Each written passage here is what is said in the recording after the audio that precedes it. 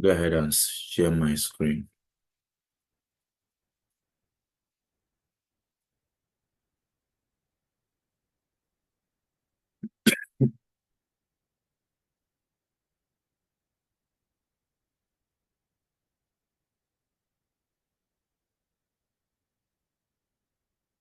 I don't know if you can see my screen.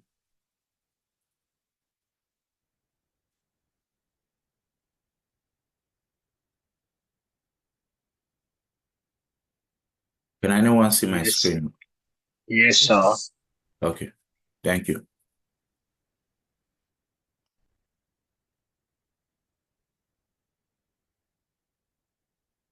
All right, so I welcome everyone to um, the final session of this workshop. It's really been a long journey, we've come, you know, we've come a long way in research and academic writing. And I must begin with appreciating everyone, for your patience and, for your contribution, for your feedback, and for your enthusiasm overall in being part of this session, in being part of this workshop. When I talk about your patience, nobody is perfect. We always fail here and there, from my part, from your part, from the technology part. But then you all have been patient with every factor involved, humanly and otherwise. And it has been a tremendous session, from my own part. But like I was speaking ab initio, with Canisio, that it's going to be a short session today because we are taking off from where we stopped last week in terms of in-text citation and end-note citation. So we are not able to complete the whole, citation discussion. So today we will be starting with the end-note citation. But then, as it's going to be a short session, I have gone as far as, mapping out a part of the workshop where people will, you know, have the opportunity to share their experiences in the workshop so far, what they've learned, some recommendation, give constructive and positive feedback, and again, recommend what they want to see in in a meeting like this, in the future, because it helps us as an organization, it helps us as researchers, or it helps us as teachers to always kind of during when we go through our reflection, to also integrate other things, that will be helpful in our class in the future. So having said that, I'll just go ahead and start off with the end note citation. So last week we talked about in-text citation, but before last week or previous week before that, we we we brought out like up to four citation styles. But I, I could remember that I made a statement that it goes beyond these five, sorry, these styles. It's just something we kind of try to look at the trendy ones, But then this does not go to say that there are no other citation styles. So why I'm saying this, in case you meet other citation styles that are not MLA, APA, Chicago, or Turabian, you don't think maybe I gave everything. I claim like this that those four are the styles that we have. There are other styles depending on discipline, depending on scholarship, and also depending on publications and journals. But the commonly used styles in graduate school and also in the countries that we all operate. Yeah, in Europe, in America, in Africa, are always APA and MLA, then with Chicago. But then we restricted our lesson to MLA and APA style. So that's what we've been doing. Last week, we looked at in-text cite, how to cite sources in your paper, in the MLA style and as well in the APA style. So today we'll be starting off with EndNote citation, because last week when we talked about in-text citation, these were citations you do or you make in the middle of your paper. When I say in the middle, I mean in the body of your essay, including the introduction, body, and as well the conclusion. Everything you do in your essay entirely, you get those references, those sources, those citations you do there, how you reference authors, how you use what other scholars have said to buttress your point, to defend your claim. They are all in-text citation. And there are rules, there are guidelines on how to do those things in the MLA style, in the APA style. But when we talk about EndNote citation, EndNote citation refers to, a list of all the sources, a bibliographical information of all the authors you have cited in the body of your paper. But here, they are now found at the end note of your paper. So when we say end note, it's always the last page of your research work, the last page of your essay, the last page of your article or paper. In most cases, excuse me, it is the page that comes after the conclusion, because every essay must have conclusion. Sometimes we give it a title, we title our concluding paragraph, we say conclusion. Sometimes some of us go as far as not even having, subtitles or headings in our essays. So we just go ahead and start a paragraph that concludes everything we've been writing. So always, but definitely you will always know a concluding paragraph in every essay. Sometimes, most times anyway, for the most part, the writer or the authors always use in conclusion as a beginning sentence of that paragraph. Sometimes they can title it conclusion, then they go ahead and make their, and conclude their essay. But then we always know the last paragraph of an essay. So this EndNote citation comes after the last paragraph of the essay. And again, it doesn't continue immediately after the last sentence of the essay. It has to take a different page. So, take note.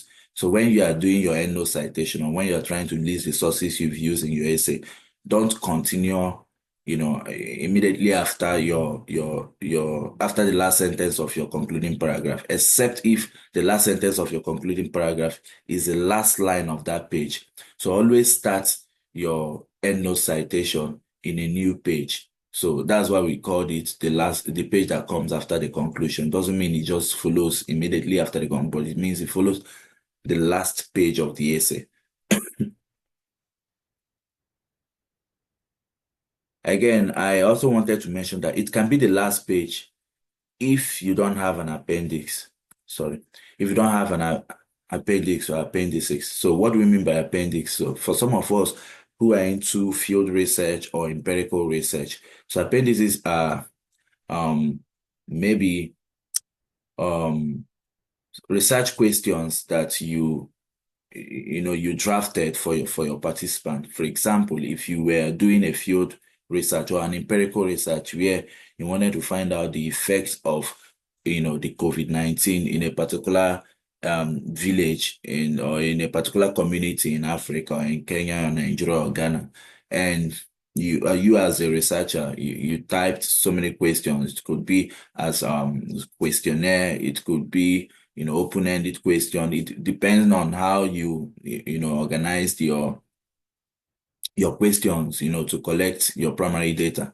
So you go into the community, you meet people, you get their consent, because there are also rules in empirical research, especially when your study involves human participants, human subjects. So, but that's not what we are talking here. So for them to fill your questionnaire or for them to fill your survey, to complete your survey for you, you have to get consent from them, and you have to tell them why you are doing what you are doing and actually what you are doing, Then after they've completed your survey and they've given it to you. Some of them might complete it online, some of them might complete it on paper, in any way you gathered your data. At the end of your research, after this EndNote citation, after the page where you cited the authors that you referenced in your work, then the next page starts with you have to upload those questions you asked when you were doing your field research. So that's what we mean by appendices. So appendices can also be some pictures, if, for example, you couldn't catalog them in the body of your essay. So you can, put them after the EndNote citation.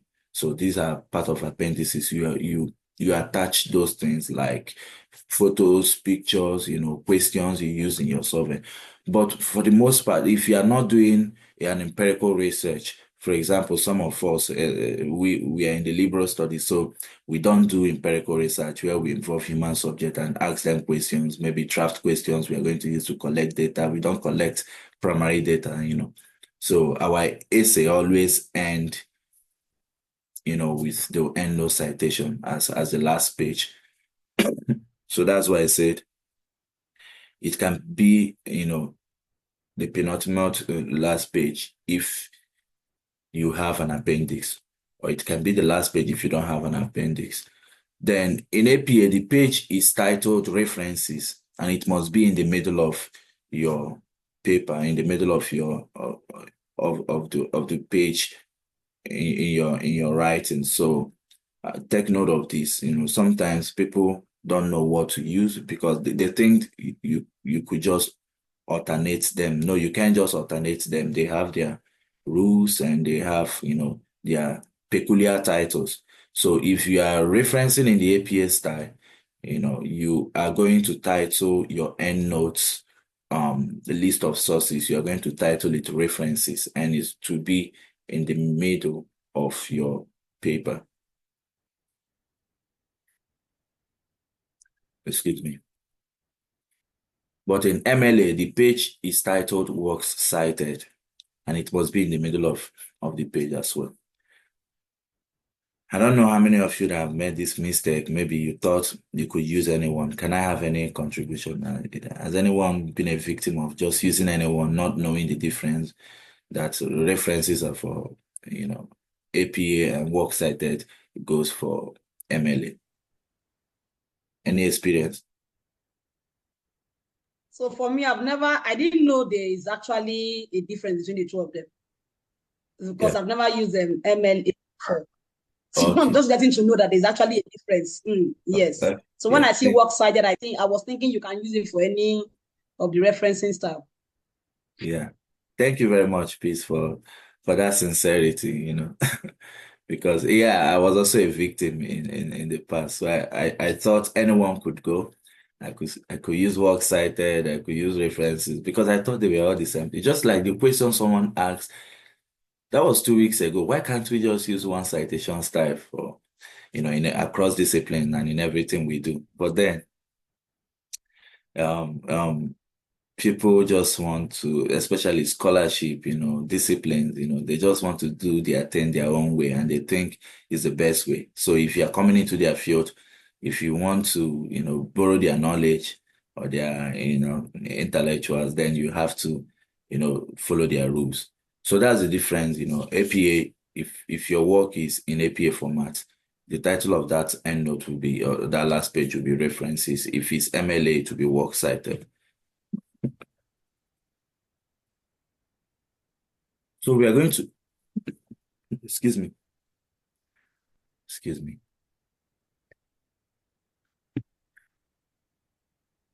So we're going to look at EndNote citation in the APA, style of manual. And I think I invested my time doing APA, and I did a little work on MLAs because I realized that, 80% of the class, if not everyone, is using APA. But then I stay left on the last slide some resources that can, answer some unanswered questions and some unasked questions in this workshop. So you can always go back there and see it as a manual. Like I said ab initio, these things are manuals. We can't treat everything today. So I think I left some sources and as well as some links that will help you, especially when you want to cite something that we didn't talk about in the workshop. You can always go there. It's a guide. So all sources must be alphabetically listed, starting with author's name. Most of you've done projects, you already know this. These are the basics, They must come in alphabetical order, and they must all start with the author's last name. We say surname, in Nigeria, in Africa. So when I say last name, I mean their surname.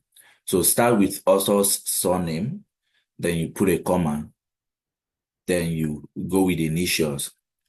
So take note, this thing will change when it comes to MLA in terms of the initials. Because in MLA, you don't use initials. You go ahead and write their first name, their first name in full. So you don't, abbreviate it or use initials. So, but in APA, you start with author's surname, then you have a comma. You go with the initial. So why I put a kind of S, some authors might, have two names, maybe Ama, comma, K-E, K, then, but you have to put a period before the next initial if they have more than one name, first name, or more than one name outside their last name. So you go ahead with the period. I can't see it's not part of my screen. Okay. So you go ahead with you put a period after the initials. Then the next thing will be the year of publication, and it must be in parentheses. So when I say in parentheses, I mean in brackets. The title of the book in italics. So you have to italicize the title. If it's a book, you have to italicize it. Then you go ahead and put a period. Then the next thing is the name of the publisher. Then you put a period. I understand things have changed. I could remember when APA, previous editions, or let's say former editions, at some point you could even put the place of publication.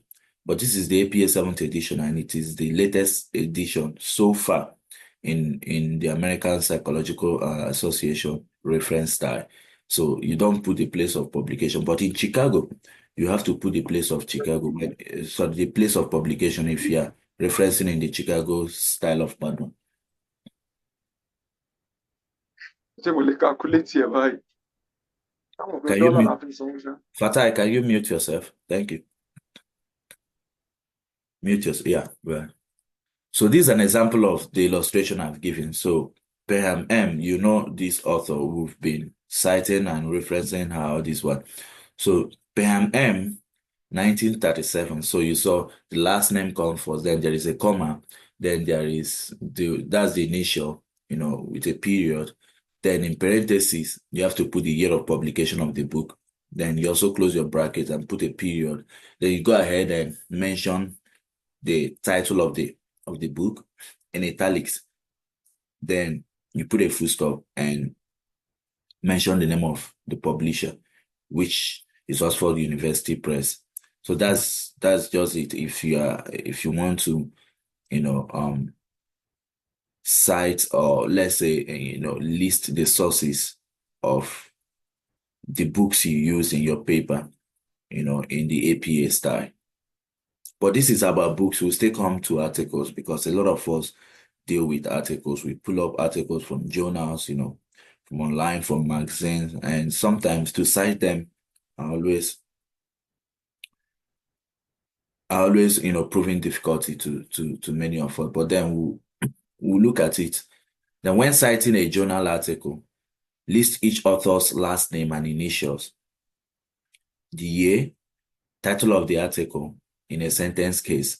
I'll still use the example to explain what I mean by in a sentence case. Then title of the journal, italicized. Then the volume of that article, if there is any, you get the volume of that article must be italicized as well. Then the issue will be in parentheses. most times you look at most times you see a journal, you say, okay, this is volume 3, issue 6. So all those things are important. You don't leave them out when you are, referencing. So you also include them. It's part of it because it helps someone, it helps a fellow researcher, or it helps a student, it helps anyone who wants to go deep and read, deeply where you got your information, or where you got your evidence in which you buttressed your points or defended your claim with. So they can always find it easily. Then you now put the page range. Page range here, we are referring to page numbers. That is if the article, has pages. Definitely they always have. Then you put the page range of that article. Then the next thing is DOI, if there is any. Most times DOI, that's when you pull article or from online or something of the nature, or articles that have gone online. So the direct object identifier helps people. It helps people to just take the DOI, take the numbers, then queue into maybe on the library website. Maybe if they are using a website in the library, on the library website, they will just queue in there. Then if they search for it, the book comes out, the article comes out for them. So it saves the stress of, going to type in, author's bibliographical information one after the other. If someone copies just the DOI, the direct object identifier, and puts in a Google search or in a library search, it just brings out, the work or the book.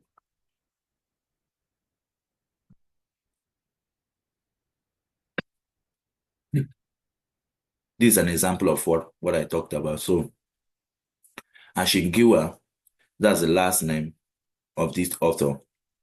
You put a comma, then the initials are KT. Take note of the T. You saw that after that T, or after the period on that T, there is also a comma. Yeah, that is allowed. That's the way you need to do it. Then you go ahead and introduce the next author. Because there are many authors, and there was a time in this workshop we are talking about, how if there are many authors, if there are more than 2 authors, how will you present them in the body of your essay? For example, if you are doing in-text citation. So let's assume that this work, you wanted to cite this work in your essay, as an in-text citation. What you have to do is you say Ashingiwa et al. Because there are more than 3 of them, because we have 1, 2, 3, 4, 5, 6, 7, 8. There are 8 authors here. But then when it comes to, endnote citation, don't use et al. Don't leave anyone, except if they are editors and there are more than 1 editors of that work. Then you can use et al. for the editors.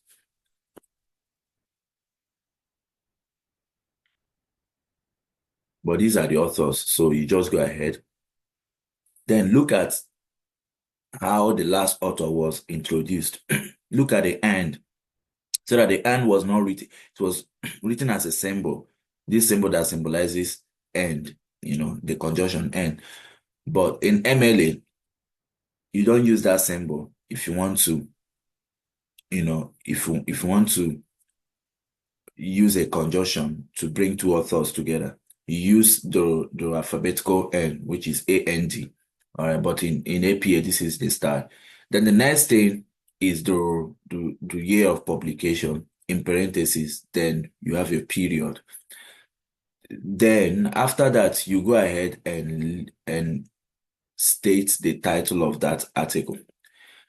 And in sentence case, if you look at it, is in sentence case because you are not starting every word and you're not starting every word with the first letter in capital letter. So you only have the first word, like understanding, that starts in capital letter.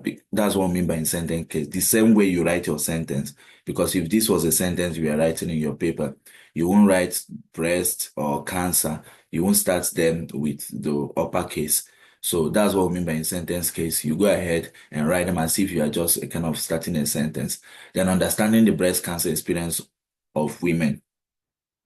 Then you have your colon. It's still part of the title, which is subtitle, a qualitative study of African and American. So why you wrote African and American or Asian American or Latino or Caucasian cancer survivors, especially African American, Asian American, Latina, and Caucasian, why they started in uppercase is because they are proper noun. So proper noun are the only type of noun that has that freedom to be written in uppercase, to start in uppercase, despite their position in the sentence. So the proper noun names a particular thing, it names a particular person, it names a particular place, it names a particular city, it names a particular country. So like African, there should not be any time you write Africa or African or America, these names of particular places. So there should not be any time in your sentence that you should write them and use lowercase to start them. So that's why it seems like okay, the subtitle started with some words in the subtitle started with uppercase. It's because they are proper now, but it doesn't dispute that fact that your title should always be in the sentence case, in the sentence format.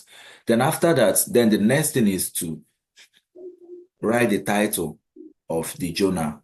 Like we said, if we look at this instruction here, our guide said that the title of the journal should be italicized.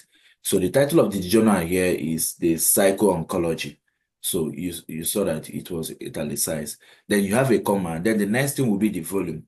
Remember that in our guide, the volume is expected to be written in italics.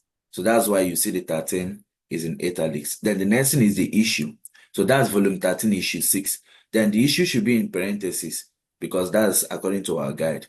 Then the issue is in parentheses, which is issue 6. Then comma. Then the next thing is the page number, page range of the article. The page range of the article, that means in this journal, Psycho-Oncology, the article, Understanding the Breast Cancer Experience of Women, a qualitative study of African American, Asian American, Latina, and Caucasian cancer survivors, are found from page 408 to page 428. So that means it is a 30-something page work in that journal.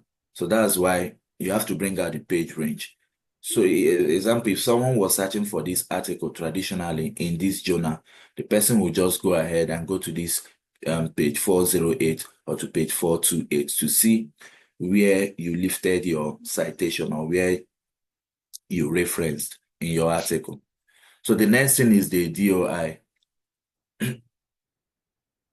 The DOI of this work is, you could see the number here. And with this number, someone can just type this number online and, they are directed to this article. It saves them that time. So that's why we started putting this, I don't think this existed 20 years ago, in the 90s or, early 2000. But we now use it because it helps with, identification now. It helps with identification, and it helps other persons know what you've done in your research or where you lifted your sources. So let's look at edited book with no author. A lot of us get this a lot. So there are books we see. Eob Tokon, can you mute yourself?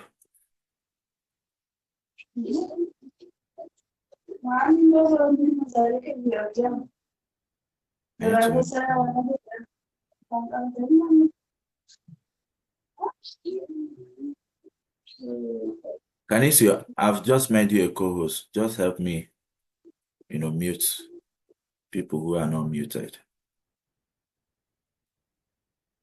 So sometimes we see a book and they are written, like you see that the authors are editors. So something like edited by, they go as far as having a list of editors.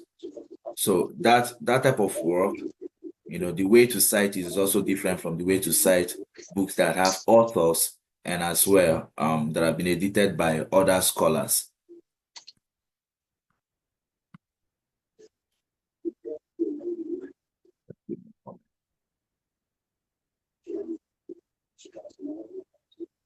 So for you to do this, you need to have the name of the editor.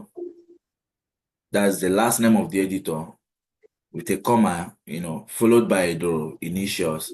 Then in parentheses, you put ED. Look at the way the ED is written. So that means this is the editor of this book. Then you also have to close your bracket and put a period. Then open another bracket and write the year of publication of that book. Close the bracket, put a period, then write the title of the work in italics. The subtitle should also be in capital letter. That means it should also start in sentence case. Then you have to put a full stop. Then the next thing is the publisher, the name of the publisher. Then full stop. Then you can put a DOI if it's available. The direct object identifier if it's available. If it's not available, then you can leave it after the name of the publisher. For example, me, comma, J, then period, then comma, and Fallon. So these are two editors to this work. I made a mistake. You see that ED, there should be an S to show that it's not just one editor. So these are editors of this work. I failed to do that, but if I'm sending this slide, I will have to correct it. Then you have to put a full stop, then in parentheses 2011, which is the year of publication. Then you also have to put a full stop. Then this is the title of the work, Romanticism and Revolution, a reader. Then these are the next thing is the publisher's name, Willie Blackwell. Actually, look at it. Give me a moment. This is the book that I just referenced now. So it's Romanticism and Revolution. So there is no author, but it was edited by John Mee and David Fallon. So for me to, cite these people in the EndNote citation, I just have to go ahead, write the names of the editors in the APA format, then put the year of publication, because I actually saw in the year of publication that it was published in 2011. Then put my period, go ahead and mention or write the title of the work, Romanticism and Revolution, colon, a reader, then period, then the name of the publisher, which is Willie Blackwell. As simple as that. But sometimes we get some works that have authors but have been edited by other persons, especially when the authors are, well-known people or people who are no longer existing. For example, Socrates or Plato or William Shakespeare. Someone might just rewrite, or let me not say rewrite, but look at Shakespeare's work again, or they will edit it. But that work they're editing, they are not the authors, they are just editors. And we still have the main author. Then again, in journals, or let me say, in collection of essays, or in collection, or in a book that has, different contributors, you can always find a situation where there are contributors who are authors. Then also there are also editors. But in that sense, you only cite, if you want to cite a book entirely, you cite with the editors. But if you want to cite a chapter in that book, you cite with the chapter author. Then you go on with the editors when in the middle of your citation. I think we'll still get to that. So let's look at edited books with authors. Previously, we looked at edited books with no author, but now let's assume that an author has written a work and that work has been edited by other scholars or other authors. So you're going to have the author's last name, comma, followed by the author's initials. If they have more than one initials, that means more than one name, you can put the two initials. Then year of publication of that book, then title of the book, of the work in italics, then you can also you should also start the subtitle if there is any subtitle in capital letter, same in italics. Excuse me. Then the next thing will now be the editors, the name of the editor, and it will be in parentheses. So let's assume that the name of the editor is Carlo Ama. So you're going to start with A dot, then before you now say Carlo, then you now put comma editor. So look, take note here, you find out that something that is different here is, initially we start with the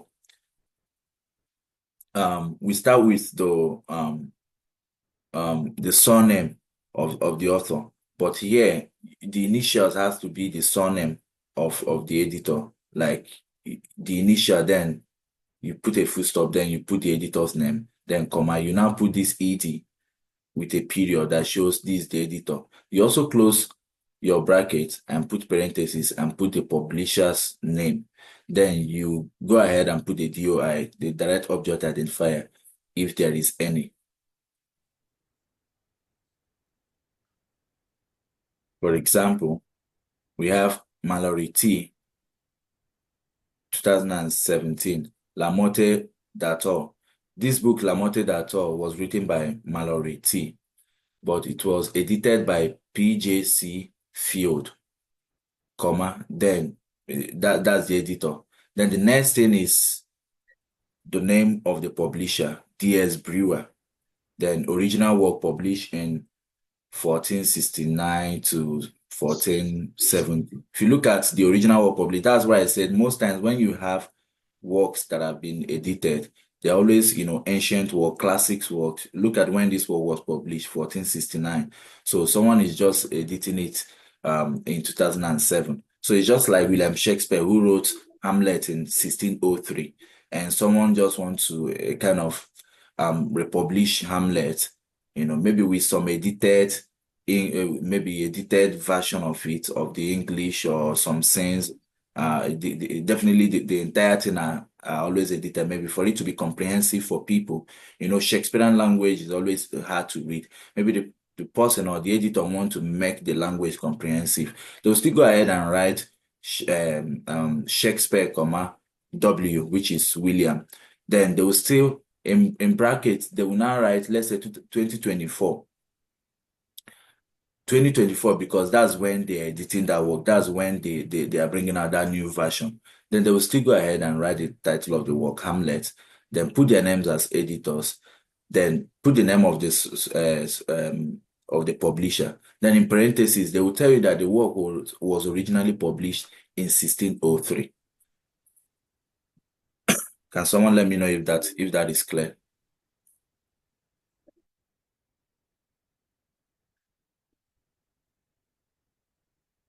Yeah, I think it's clear. Okay.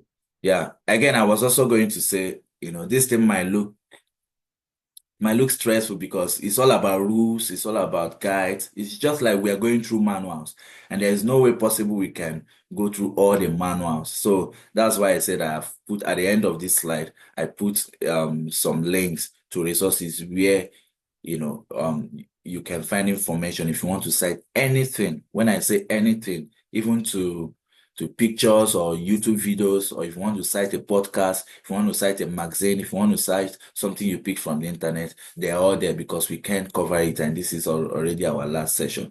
So I limited some important ones, especially the ones we use in research. So let's look at articles from a print journal with DOI. More often than not, we are now living in a global village, and most people don't visit bookstores again, to buy journals and start citing. So most things we get it online now, we get it from website, from magazines, e-magazines, and e-journals. Even here at the University of Tulsa, anytime we put our latest issue just came out. The James Joyce issue just came out. And what we are currently doing now is to upload everything on the Project Muse website. So that is where authors, that is where scholars like you and me can always go, and maybe if we have a subscription already, we lift an article from there and use it in our work. So everything is now digitized in this world. So we do this often than the printed one. But then if we are in an institution where they have a physical library, you can always go to the library, look up for some books on the stack and reference. So that's why we started with doing it the traditional way. So here now we are going to look at how to cite those articles you lift from print journal and as well from online journal, you know. So if we look at this format, this is an article written by two scholars or two authors. So we have Chafa B.W. and Western S.J. You already know we've already passed this stage on how to write their names and how to use a conjunction, use a symbol of the and not in alphabetical order A and D. Then the article was actually published in 2010. Then the article's name is Association between Chronic Periodontal Disease and Obesity, a systematic review and meta-analysis.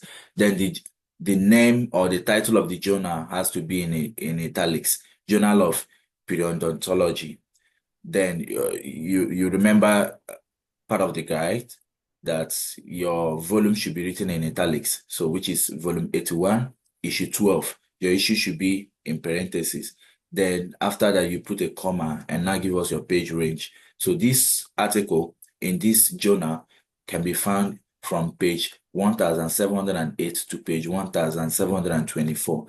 Then you have to put your period and you now give us your DOI, which is the direct object identifier, which can help a researcher when they just copy it, they just put it online and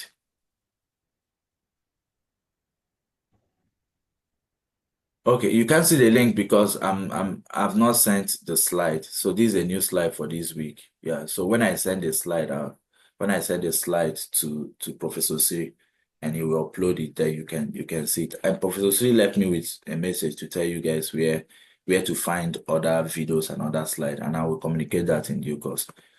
All right. So articles from a print magazine. Yeah, sometimes we lift articles. When I wrote my paper on women's studies, I took a lot from print magazine, newspapers and all this. So see how to go about it. The author, last name, then and the author's initial, then year, month, and day. Take note, something has changed from what we've been seeing here. All this is what we've been talking about, article from a print journal or article or books, if you want to reference books or if you want to reference article from a print journal. The only thing we'll be putting in parentheses that, identifies the year of publication is just the year. But when you want to pick an article, maybe a perspective from an e-magazine or from a print magazine, you don't just use the year. You use the month and the day of publication, because most times these magazines are always, publish. They call them periodicals. They are published sometimes monthly. They are published sometimes daily, just like newspaper, for example. Newspaper is a daily publication. And if you want to cite, you won't just cite an author or a columnist and you just put the year.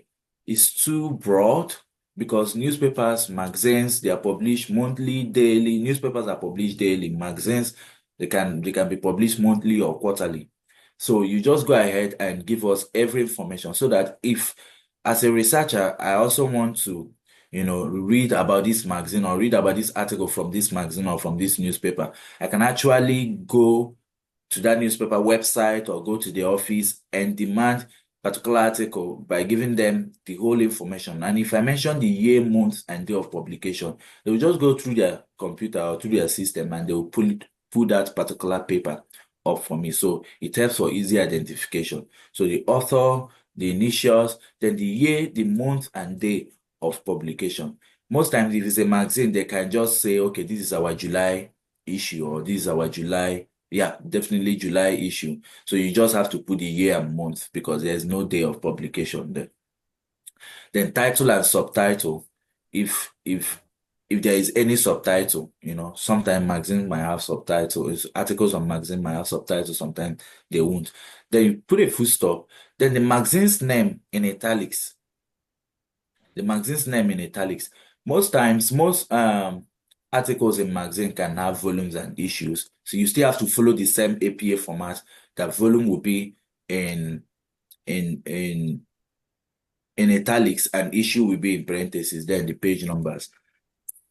For example, look at this article from a print magazine, Markels A, 2007, July 23rd to 30th. So you see that this ran like a series. You get, so it's from July 23rd to 30th.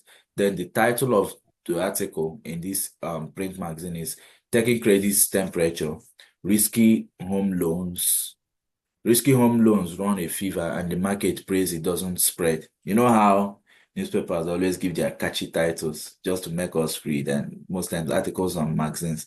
So this is from US News and World Report. Then you have to put a comma, then your volume, that's volume 143, has to be in italics, then issue 3, then the page number is from 37 to 39 of this in this World Report, because it's a print magazine, so that's why you are putting a page number. But if it's from the internet, if the magazine article is from the internet, definitely there won't be a page number. Most times you don't always see a page number, so you won't have to worry about that. So it can go this way: Copeland L, 2011, comma, then month and day of publication, then full stop. Then you now go ahead and mention the title of the work, The Antisocial Network, by helping other people look happy. Facebook is making us sad. Then this is from a magazine called Slate. So that's why the name of the magazine is written in italics. Then you now go ahead and put your URL. That is the I know it as URL, but you know what I'm talking about, the link. Yeah, the link where you lifted the article. So that's just it's as simple as that when it comes to when you take work from the internet. So some of us think it's a big thing that we can easily cite books and not cite something we got from the internet, but it's just easy. Just look at the way to do it. The title of the work, the year, the month and the day of publication. Then when I say title of the work, I mean the name of the author, then the year, month, and day of publication, then the title of the work, then the name of the magazine in italics, then give us the link to that website.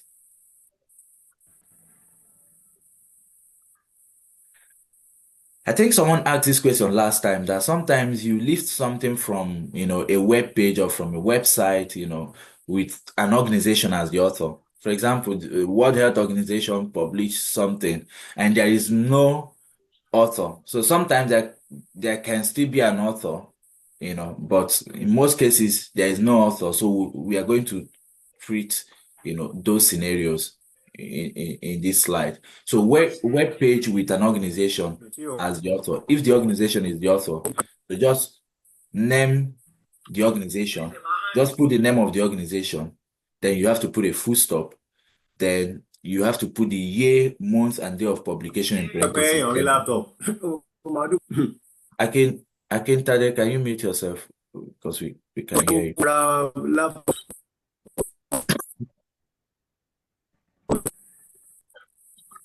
Tade, can you mute yourself? Thank you.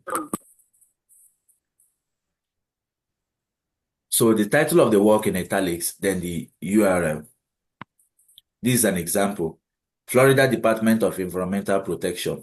So this is the name of the organization. So they serve as the title they serve as the name of the author, or they will be situated in that position of the name of the author. Then this work was published on July 15th, 2019. So you still follow the same format, 2019, July 15th. Buy land from the States. That's the title of the work, and it is found in this URL.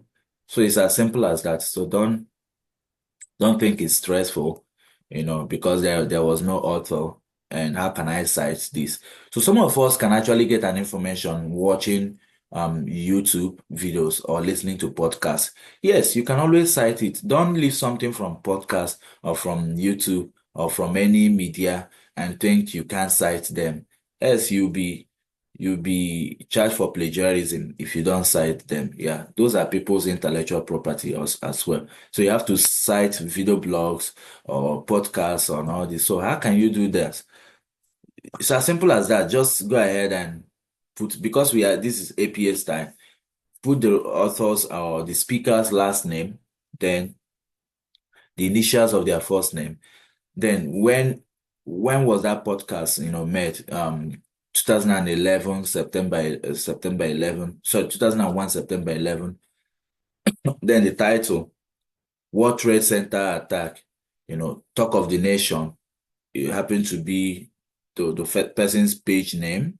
Sometimes some bloggers, they will just have a page name for themselves. It might be self-help, it might be mental health.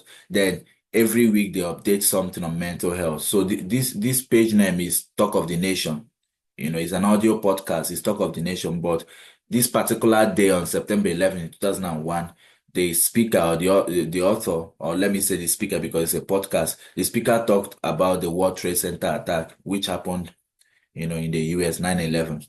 So you can find, then you put the URL, which is the link where they can find it. Always put in this block bracket to differentiate between audio podcast and video file or YouTube or something of that nature. So you can see the second example. It also follows the same format, but here this person puts that block bracket to show that this is actually a video file and it's not a podcast or it's not an audio or something of that nature. Then they still went ahead to put the link where you can find this video and also watch, because they use this video in their essay, they referenced it.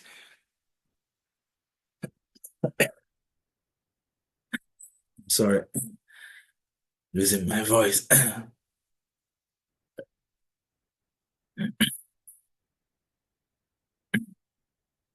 Can I have questions in APA before we talk about? I only have one slide on MLA, so I didn't want to spend much time on MLA because almost every one of us use APA. But then, if you still use MLA, like I said, the link on the last slide, will take you to any citation style, MLA, APA, Chicago. But any comment on MLA before I just talk about this is my last slide for the session. Then I can get reaction from you people. Or if you want to make statement after this slide, you can do it that way. Let me know.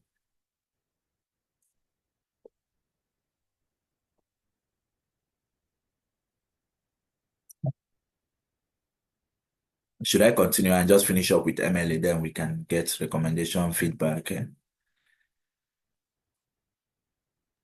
Yeah, you can continue. All right. So this is just MLA, and the reason I put this one slide is to tell you how a lot differ from the APA we've been looking at extensively, to an extent extensively, because we didn't cover everything. Then for books in MLA, author's last name, comma, then author's first name, you're going to see the difference here. I think it's always good to project it one after the other. So the title of the book in italics, period, publisher's name, year. Let's look at what's different here. So we have Bate, Jonathan. So Bate is the last name, then Jonathan is the first name, then full stop. You could remember when we are talking about APA, we put in parentheses after the name, in parentheses, we put the year of publication. But in MLA, the year of publication comes last. It's the last thing you write. So you go ahead and write it and write the title of the work, which is title of the book, which is Romantic Ecology, Wordsworth and Environmental Tradition. Then put a full stop, then write the name of the publisher, which is this was published on Routledge. So Routledge is the publisher. Then put a comma, then the year of publication, full stop. This is MLA, but it doesn't happen this way in APA. So I think the only difference here is that the year of publication comes after the name of the author in APA, and as well, the first name of the author is written in initials, but here you write out the name of the first name of the author. Then what about two books or article authors? So first author's last name and first name, just like we saw in the first example. But if you want to introduce the second author, you use the second author's first name. The second author's first name comes first and last name. It's unlike the APA. So look at this book was published by Erin James and Eric Morrell. Erin and Eric are their first names. But when in EndNote citation, you use the first author you will introduce, you use the first author's last name first, comma, then with his first name. Then you use and. Look at the way we are writing out and in alphabetical order, not with the and sign on your keyboard. So we are writing it out, James, comma, Erin and Eric Morrell. So we are not doing and Morrell, comma, Eric. Because we are introducing the second author, you just have to start with the second author's first name and last name. So that's in the MLA style of manual. Then full stop, then you go ahead with the name of their publication. Then look at something different here.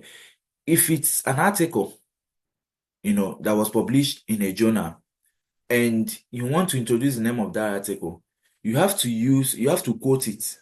But this is unlike the APA. You don't have to quote it. You just have to write it in sentence case. Then italicize the name of the journal. But here, excuse me. But here, you have to quote the name of the title of the article. Then you can go ahead and italicize the name of the journal. Then look at the way the volume is written.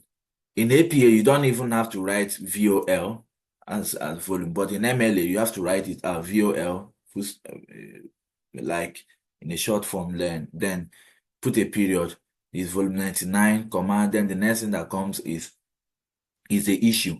But here we use number. So when you see NO, it means that's the issue number. So number 4, which is issue 4. Then the next thing will now be the year. See when the year is coming. And after the year, comma, then you have your page numbers, which is written as PP. So MLA is just, MLA is unique in its own way, but since most of us are using APA, so but if you still need guidelines in MLA, I think you'll find it in these sources. So the Purdue Online Writing Lab will be a very good resource for everyone of you here. You find everything about citation in the MLA, in the APA, or in the Chicago style. Then I've included another link from LibGuides at Indian River State College. They also provide you with every style manual and how to go about them and every resource you want to cite. Then another thing is American Psychology Association APA 7th edition book. You can buy it if you can find it, and if you can afford it, you can buy it and keep to yourself. But why I put the online the links, so it can also help you. Then the last thing is the Modern Language Association MLA 9th edition book, which I have here. Excuse me. So if you can get this book, if you're using MLA, so that would be helpful. So because we use MLA in my department or in my discipline, so that's why I got a copy, for myself. So, but if you are into full-time research, I would advise that you just get the American Psychology Association APA 7th edition book for yourself. It helps. But if you prefer online, then it's okay. All right, let me get reactions and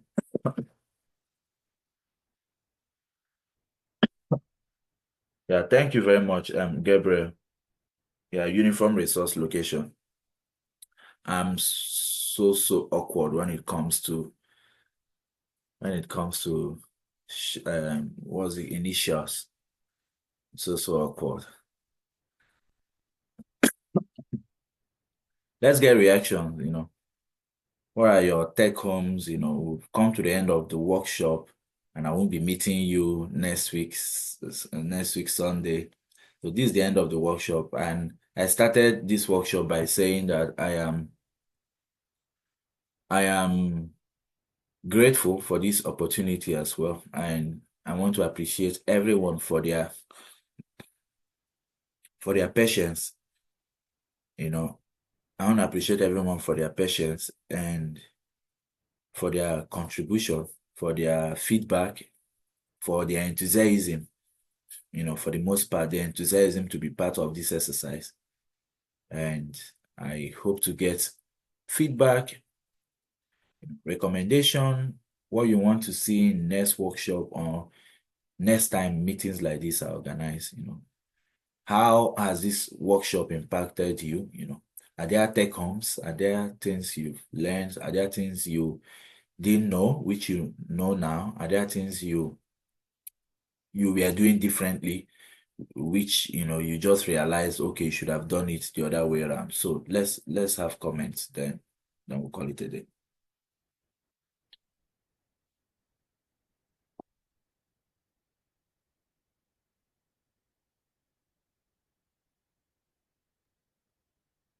Thank you. Yeah, thank you. Yeah, I have followed these lectures with a lot of enthusiasm. I want to admit that, in my line of work, there's a lot of writing that I do, that I have done over the last 16 years of my career, in this career. And I think your lectures, the impact they had, they awakened in me some desire to write personal things. I just realized for as long as I have been writing over the past 16 years, I have been writing on duty in my line of work. And there are so many policy documents that I've written on several topics that affect the global trends, the global economics, migration patterns, and all those things. But none of those papers, none of those concepts are attributed to Kanisio Tanyanyiwa, this person. So when I listened to you speaking over the last 4 weeks, I began asking myself, have I wasted my time, or I can begin a new career? So you gave me some impetus to start writing, to research. I realized in the line of diplomacy where I work, there isn't much room anymore that I can write anything new without even plagiarizing myself or plagiarizing my own employers. So I said to myself, maybe it's a high time to rediscover the writer that is in me. So I wanted to, this is a way of giving you feedback that this has been very helpful. This has had a huge impact. It has woken the giant inside me to write something different, to trigger some more interest in probably different other areas. So thank you so much, Kalu. Thank you so much for the insightful lectures. Really appreciate it. Thank you very much, Kanisio. That was really thought-provoking and wonderful review and comment. I'm so elated that this small gathering, I call it a small gathering of intellectuals and scholars, have a kind of rekindled some enthusiasm in you, to be original, to do your own thing, to allow your voice to be heard and not write, on or fly on the shoulders of others. And again, like you said, it's not good to plagiarize yourself, despite those were your knowledge, but now you can't just use them because they've been, given to other authors. They've been published, under someone else's names. So that's really that's wonderful to know. That's really amazing, to know that you are about doing your own thing, and this workshop has really rekindled that desire to start your own writing, to do your own research, and to publish, most especially on your name, because at the end of it, or when we all leave this world, is our name that will be speaking for us. Any other comments? Yeah, Ijom, I saw your comments. I appreciate on the chat. Any other comments? Okay, so thank you so much, sir. Thank you so much. Before now, I used to have serious phobia when it comes to citation and referencing. In fact, in the very first and second, there was a course I did some years back. It was a struggle. I never used to understand, even though I had tons of videos to watch, but it still didn't click. It was always like a struggle. But attending these, will I say, lessons or trainings for like 4 Sundays, I think that phobia has left me. I was able to submit an assignment. I was able to look at, I downloaded the 7th edition of the APA. I could understand, you understand the information there. In fact, I would say that I've really learned a lot. Thank you so much. Thank you very much, Peace. Thank you. This really gladdens me, honestly. These comments I'm getting now, I kind of making my day, despite this is still 10 a.m. here, So sometimes the only reward we want as authors, as teachers, is to see comments like this. And when it comes from a sincere heart, when they are not just saying it to eulogize you, but they're saying it because they've really been impacted, because it has really helped them in one way or the other. Yeah, citation can really be students. Even here, graduate students still struggle with it. They still check in the writing center. They will have, good essay, well-written essay, but then they will check in with the writing center because they want to know if they cited well.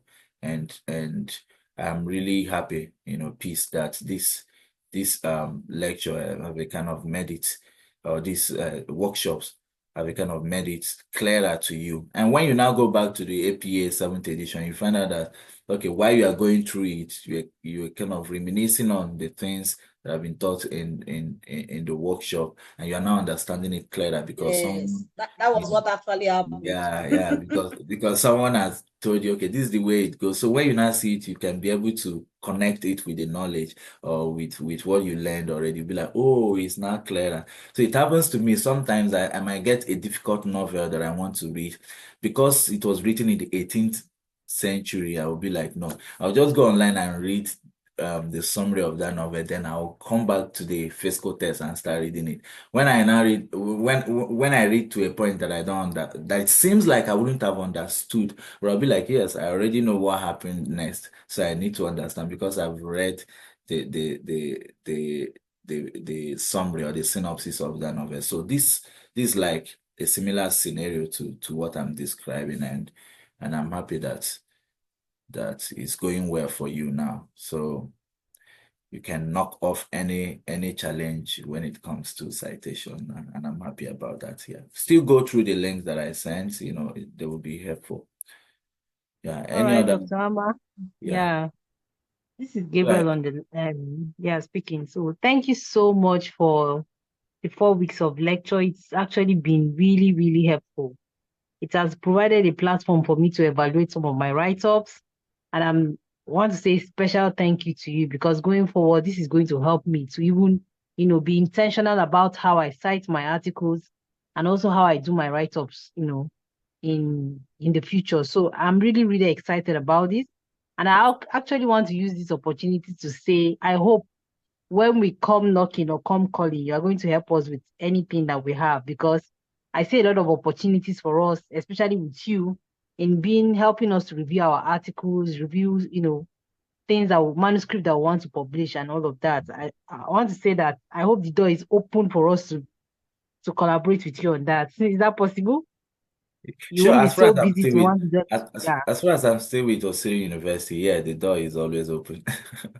All right. Thank you so Yeah. much. Thank you. It's been an Yeah. exciting 4 weeks. Yeah. Thank you very much. So I've been with Osiri University since 2020. So you can imagine this is 4 years now. So no leave, no transfer. I was still in Nigeria then, still came here to the US, and I'm still with them, despite doing my program or doing my master's or my PhD.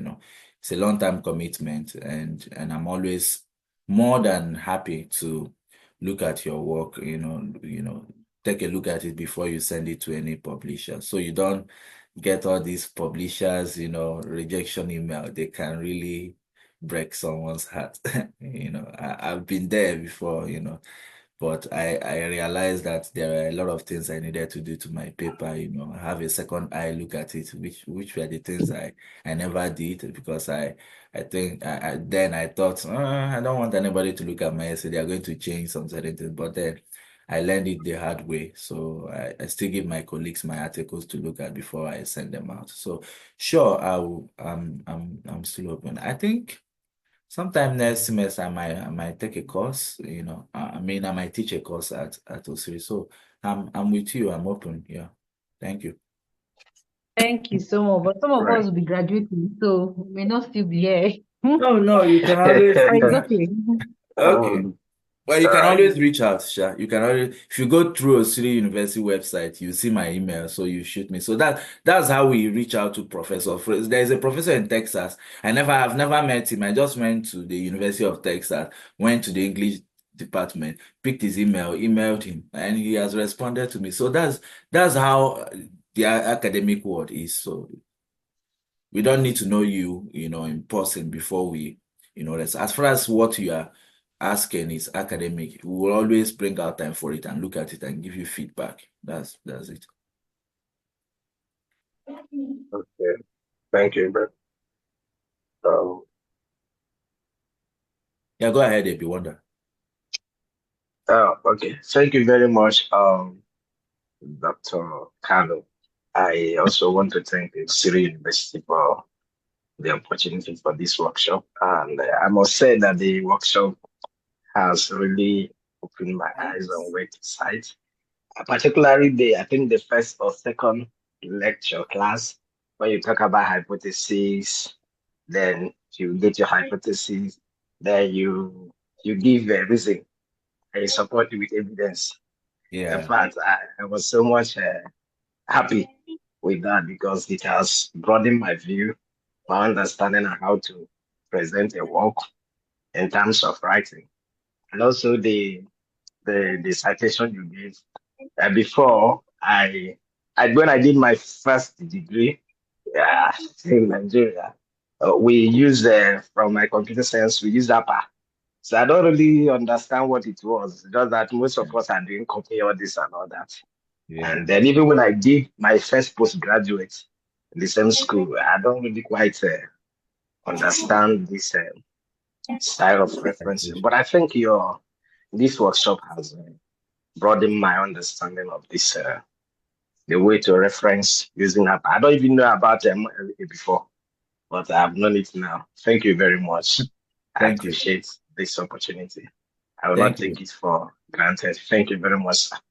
Thank you very much. Honestly, I'm so happy to hear this. I remember when you asked about the hypothesis. Even when after the session, I thought I didn't really address this question very well. But thank you for bringing it up now.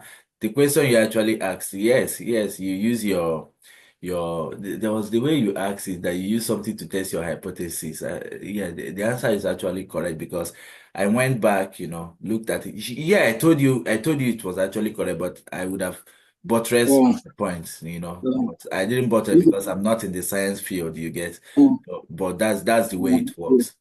You get that's the way it works, Thank you very much. And yeah, I remember when we were also in during my first degree, I think schools in Nigeria or in Africa, we should just have a course extensively teaching research. Yes, we have research methodology as a course, but then you know how such classes always go, people don't learn it, it's not a practical thing. It's just a theoretical approach to it. Lecturers will come and talk, but then it should be practical. They should have an essay that they are working on, whereby at each step, at each level, they will, apply what they are doing. But then I'm happy that these 4 weeks have been instrumental and resourceful to you. Um, I don't know if anyone wants to say anything because I've taken 18 minutes from you all, and I don't know if anybody still want to come in. The floor is open.